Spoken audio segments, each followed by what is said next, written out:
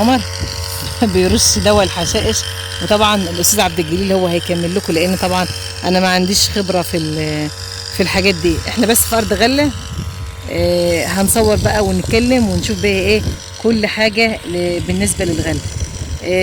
ازيك يا استاذ عبد الجليل، وكل سنه وحضرتك طيب. طبعا دي كانت ارض بطاطس واحنا ما رضيناش نزرعها بطاطس. اه زرعناها غله. ما رضناش نزرعها بطاطس عشان البطاطس زعلت الناس. نزرعها قمح. ده القمح ما شاء الله هو حاجه ده حلوه. ايه اللي بيترش ده يا استاذ عبد الجليل؟ ده دواء بنرشه من 20 ل 25 يوم للعفش اللي بيسموه العريضه والرفيعه. تمام. قبل الرش ده انت كنت حاطط كيماوي؟ ورشين كيماوي، شكاره كيماوي يوريا الفدان من شكاره لشكارتين تمام حسب الزرع قدامك. ماشي. وهنروي طبعا النهارده على 22 يوم تمام. لان الجو مشتاش في الفتره ديت، الارض تستحق الري.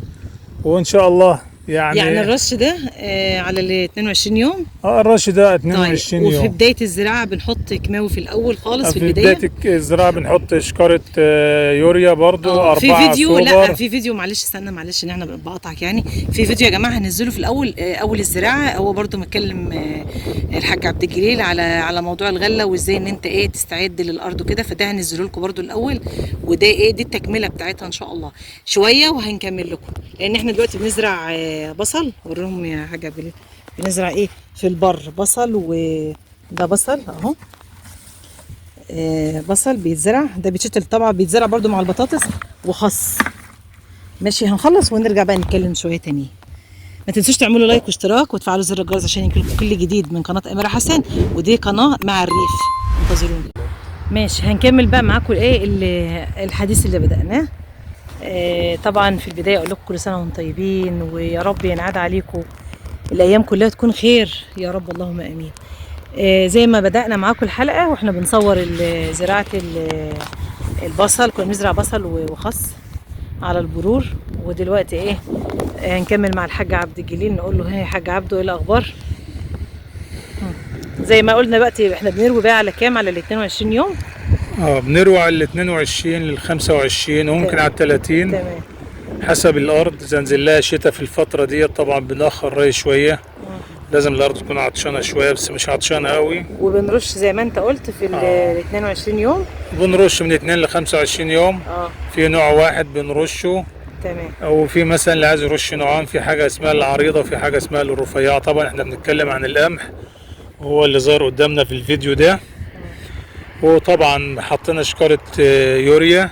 تمام. اي كيماوي تاني؟ لا لازم اليوريا. لازم اليوريا عشان هو عايز سماد ازوت اعلى. وقبل كده واخده كام شكاره؟ وقبل كده واخده 4 شكاير برضو على رايه الشرائي. واحدة يوريا و3 سوبر ناعم. وماشي لحظه بس. وطبعا كل واحد عنده المرشد الزراعي بتاعه او المهندس يرجع له المكان اللي بيجيب منه. او انت عندنا اللي احنا بنجيب منها التقاوي اسمها ايه؟ جمعيه. بنجيب من الجمعيه اللي هي بتجيب من البحوث الزراعيه. ده طبعا افضل مكان يا جماعه. طبعا. او انت بتجيب من عند واحد بيبيع مبيدات وادويه وتقويات بيكون ثقه. ماشي. بس الجمعيه افضل، لان التقاوي بتبقى فيها عشان بيشوفوا الجنين والحاجات اللي هي بيعملوها اللي هي ايه يا عبد الجليل؟ اللي هي تهجين. تهجين اللي هي الوراثيه والنوعيات بيبقى افضل طبعا، لان طبعا تحت رعايه مهندسين وناس مختصه بيبقوا فاهمين يا جماعه، مش اي حد برضو يعني. احنا بنجيب، والله احنا بنجيب. ده افضل يعني، ده افضل مكان. طبعا ده راجع لك انت يعني، انت لو عايز تشتري من هنا او من هنا ده راجع لاي شخص، كل واحد حر. بس ده افضل لان بيبقوا هم مراعيين التقوى بتاعتهم بتبقى كويسه. واحنا لسه برضو النهارده 5/12 واحنا بنسجل فيديو. يعني اللي عايز يزرع لسه برضو احنا قدامنا كمان 10 ايام لحد نص 12. هو احسن مواعيد للزراعه من نص 11 لنص 12. في ناس اللي هي ممكن في ناس مش هتزرع يعني في ناس زرعت بطاطس شتوي وهيجي مثلا يقوم زرع قمح. بس طبعا القمح بيزرع خدير، يعني مش عفير. العفير اللي هو الارض بتبقى على الشرائي وبتبذر وبعد كده بتروي زي ما احنا عملنا كده. اللي ورا البطاطس خدير. خدير. وطبعا الخدير بنزود له كميه التقوي شويه، بيبقى بيزيد تلت عن يعني بنحط الايراد 3 كيلو ل 3.5. طبعا حابه بس اضيف معلومه، يعني ربنا يوسع على الناس كلها ويعوض بجد. السنه اللي فاتت كانت سنه صعبه علينا كلنا، كنا برضو زارعين بطاطس ويعني الحمد لله رب العالمين. اهم شيء الحاجة اللي تتعوض ما نزعلش عليها، اللي يزعل على الحاجة اللي ما تتعوضش. فربنا سبحانه وتعالى يجعل كل حاجة بسيطة يا رب، اللهم امين، ويرزقكم ويعوضكم السنة دي تكون سنة خير وسنة سعادة. طبعا شايفين السما جميل ازاي، عاملة سحب بس حلوة قوي، عاملة زي ما يكون فيها تلج كده، منظرها رائع بصراحة.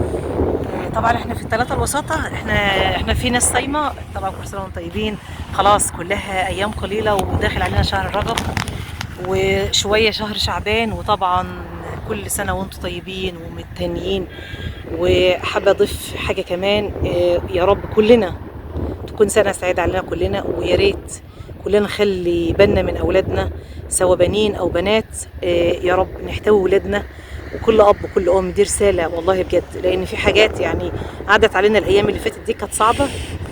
ف يعني رسالة من ام، وطبعا انا زيكم كل واحدة تخلي بالها من بنتها وتحتويها وتحضنها وتاخدها في حضنها. كل اب ياخد ابنه تحت جناحه، بلاش العنف، بلاش الضرب. حتى لو هتعاقب، عاقب في حاجات، شوف هو بيحب ايه. بيحب التليفون، بيحب الحاجات اللي بيحبها، اقدر ان انت تحرمه منها، اسمعه وافهمه. بلاش ان انت يعني، في طبعا مش كل الناس، طبعا في ناس متفاهمه وفي ناس ما شاء الله بتعامل ولادها بالاحترام والحب، وده بيرجع على الاسره كلها على فكره يعني. لو ابنك جاي يتكلم معاك اسمعه، ولو غلط حاول تفهمه وتقول ان ده غلط. احتوي ولادكم واحتوي، ده كلام للاب، احتوي ابنك واحتوي الاولاد والام. شوفي بنتك احتويها واسمعيها، عملت حاجه غلط عرفيها ان ده غلط. خديها في حضنك، انت كبيره وفاهمه، واكيد مر عليك حاجات كتير سواء الاب والام. يا ريت كلنا نتعلم، الايام اللي احنا بنشوفها ديت ايام صعبه، والحاجات اللي بنشوفها على النت. ربنا يحفظ ولادنا جميعا سواء بنات او بنين او بنات، ربنا يحفظهم ويحفظ اولادنا جميعا يا رب، اللهم امين. ويجعل كلها ايام خير وسعاده. ويا رب كده اللي تحط لايك وتشترك في القناه بتاعتي تزور سيدنا النبي صلى الله عليه وسلم، ونكون كلنا صحبه يا رب، اللهم امين. طبعا حابه اشكر الحاج عبد الجليل على المعلومات الجميله اللي طبعا قال على الغله، زراعه الغله.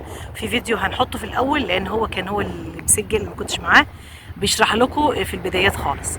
كل سنه وانتم طيبين، كل سنه وانتم متهنيين وسعداء، واولادكم يا رب تشوفوهم في احسن حاجه بتتمنوها. وطبعا حابه اختم الحلقه بتاعتي، ما تنسوش تعملوا لايك واشتراك عشان القناه تكبر، واللي تحط لايك تزور سيدنا النبي صلى الله عليه وسلم.